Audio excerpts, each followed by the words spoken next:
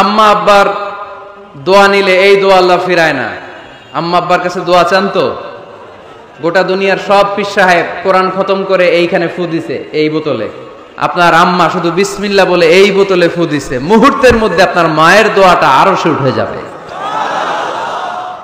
এজন্য আব্বা আম্মার কাছে দোয়া চাবো, রাজি আছেন? হালাল যারা খায় তারা মুস্তাজাবুদ দাওয়া। এই যে বাজারের কুলিওয়ালা, ঠেলাওয়ালা, দিনমজুর, আমার রিকশাওয়ালা ভাইয়েরা, মুস্তাজাবুদ দাওয়া। রিকশাওয়ালার কাছে দোয়া চান, ও মুস্তাজাবুদ দাওয়া, ওরে ধমক দিয়েন না, ও দোয়া করলে আপনার জীবন উজালা করে দিবে কে? আপনার বাড়ির দারোয়ান হতে পারে মুস্তাজাবুদ দাওয়া, কারণ বেতন পায় 5,000, ওর হারাম ঢুকবে কেমনে? যেটা খায় ওইটাই হালাল। এজন্য আপনার ইনকাম হালাল হতে হবে দোয়া কবুলের জন্য। দান করলে যে আল্লাহ বাড়ায় দেয়, বিশ্বাস হয়? বিশ্বাস হয়? বাড়িয়ে দিবে আল্লাহ।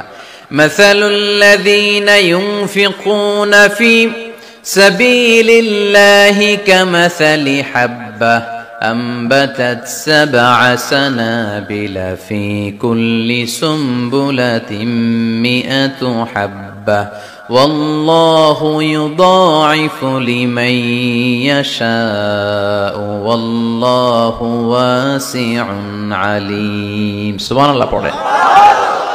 আল্লাহর রাস্তায় দানের দৃষ্টান্ত চারা গাছের মতো, যেই চারা গাছ রোপণ করে দিলে সেখান থেকে শীষ গজায় 7টা, ওই 7টা শীষ থেকে প্রতিটা শীষ থেকে হয় শত শস্য দানা, মানে 700।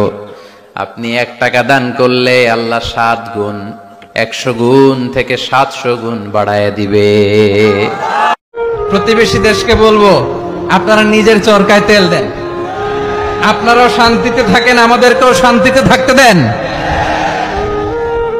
সব চেঞ্জ করা যায়, প্রতিবেশী চেঞ্জ করা যায় না। আমাদের ল্যান্ড তাদের ল্যান্ড, পাশাপাশি। আমরা চাই তারাও সুখে থাক, আমরাও সুখে থাকি, ঠিক কিনা? কিন্তু প্রতিবেশী হলে বন্ধুত্বপূর্ণ আচরণ করতে হয়।